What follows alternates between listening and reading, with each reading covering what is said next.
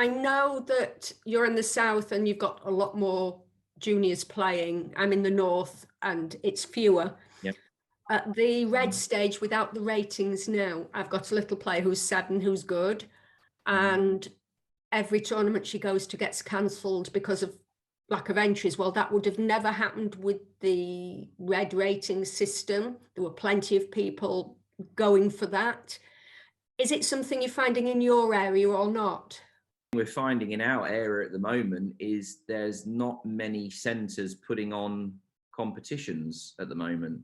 So I mean, we have a competition coordinator, and our club is set up in a very, very good way. It's a big club. You know, we have the staff, we have the resources, but certainly there are other clubs that you'd think would have similar, that don't have that at the moment. Now, whether that's because of COVID or there just aren't the competition coordinators around, or the competition isn't important to centres because, you know, if there's a tournament going on, they're taking up the space of possibly a coaching session where they could earn more revenue or whatever.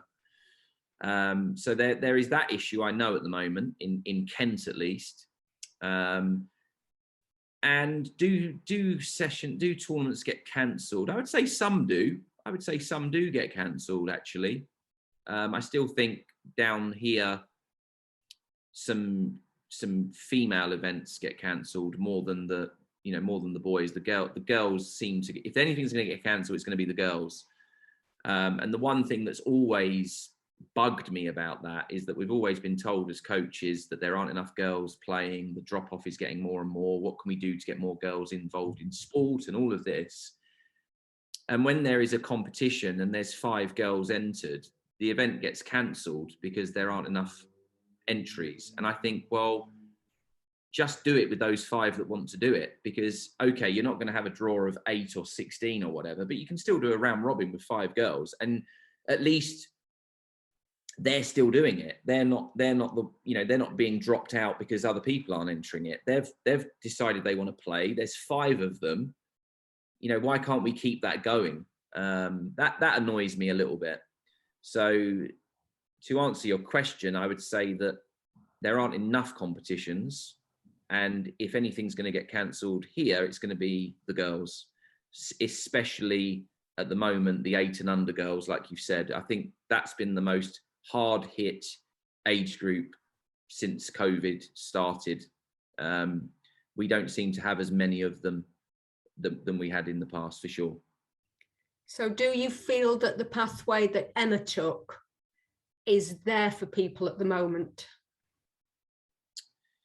I think it is there, but I think it's got quite open again. I mean, one of the things I remember before the competition framework came in, which is what you were alluding to earlier on, everyone was just doing whatever they wanted. You know, you had a coach from Kent with an 8-year-old that was doing phone ball and was sticking to it. And then you had a coach from Middlesex that was playing full ball that wasn't sticking to it.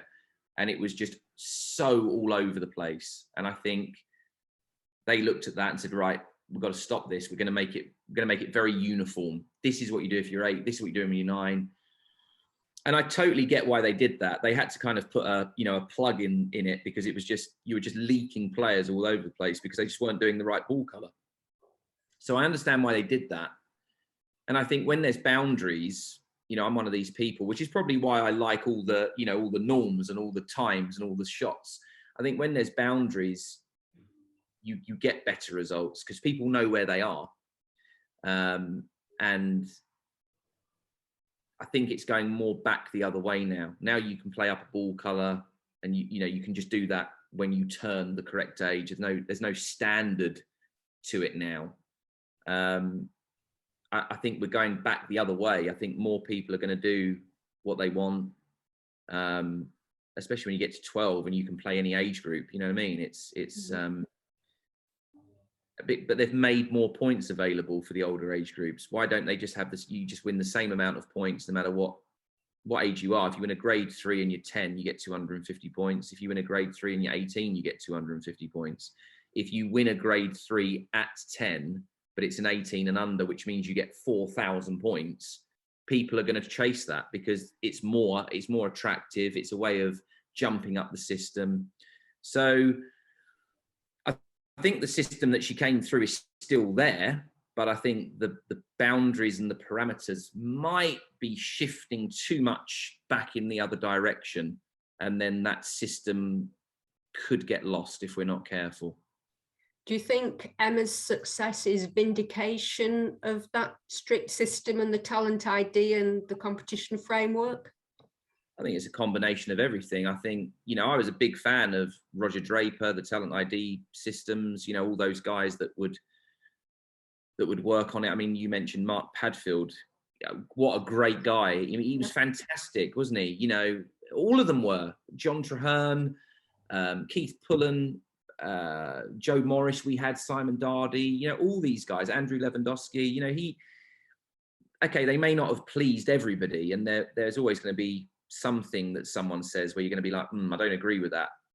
Probably people watching this back are going to go, I don't agree with what he's just said there, but they were good people, and they did know their stuff, and I was a big fan of it. And I don't think it's the reason why she's where she is now, just like I don't think it's because of me that she's where she is now.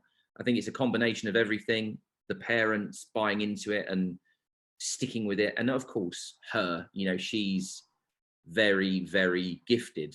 I think you've only got to see that now when she conducts herself. She's just won her first Grand Slam at the age of 18, and there's no tears. She's just very methodical, very clear in what she wants to say and where she wants to go next. And you can't teach that. That's not come from the talent ID or the NTC or competitions. That's just a combination of lots of different factors, and mainly her. Yeah. If we come back to the program for a minute, I want to explore the fitness side. When did she start doing fitness work?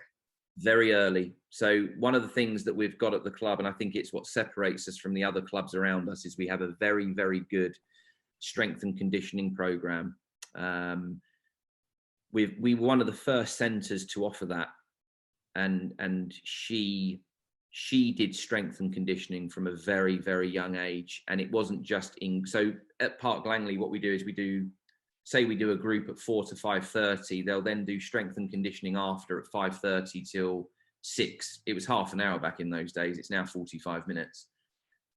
She would have done that, but she would have done one-to-ones on top of that. She was probably one of the first players that I worked with that had one-to-one strength and conditioning at 10 and under. So when did she start with the strength and conditioning? What age would she have been? She must have been 7 or 8 years of age. It was young. And even now, if you speak to her parents, they say she should have done more.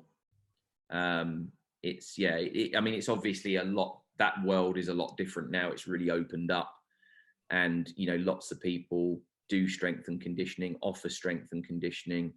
The parents seem to be a lot more open-minded to strength and conditioning. I think when we first did it as a club, they, let's be honest, some of them thought, oh, it's just another way of them getting a bit more money out of us or whatever. How many times have I heard, oh, my son is fit enough already, he does football and tennis. But that's where the parents were good, because when strength and conditioning was put to them, they took it on board and they did it. And I do think that's why she's so good physically now. I do think that's why, because she has always done strength and conditioning. And I don't think it's a fluke she's so good physically. I think it's because she's got the genetics, clearly, but she has always had strength and conditioning as part of her program.